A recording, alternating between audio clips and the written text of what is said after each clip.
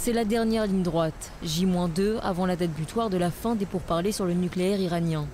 Les représentants des 5+1 et ceux de l'Iran sont toujours à Lausanne, en Suisse, où les négociations se poursuivent. Ce dimanche, les grandes puissances ont tenu leur première réunion conjointe avec la délégation iranienne.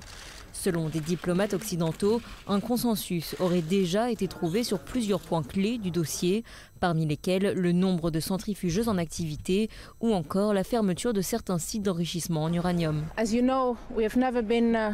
Comme vous le savez, nous n'avons jamais été aussi proches d'un accord, même si certains des points critiques n'ont pas trouvé de solution.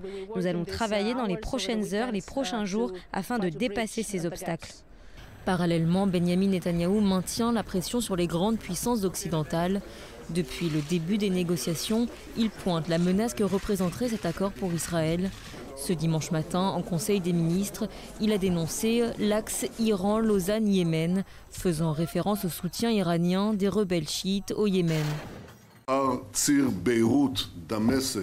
Après l'axe Beyrouth-Damas-Bagdad, l'Iran est en train de bouger dans le sud aussi pour prendre le contrôle de tout le Moyen-Orient. Cet accord, comme il apparaît, confirme nos inquiétudes, et même au-delà.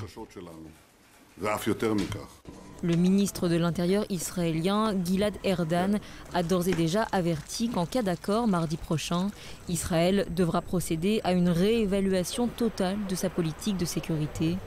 Les chefs des diplomaties françaises, allemandes et américaines ont chacun annulé leurs déplacements prévus de longue date pour rester sur place à Lausanne. Preuve, s'il en faut, que malgré l'optimisme affiché de certains diplomates, les tractations devraient durer jusqu'à la dernière minute.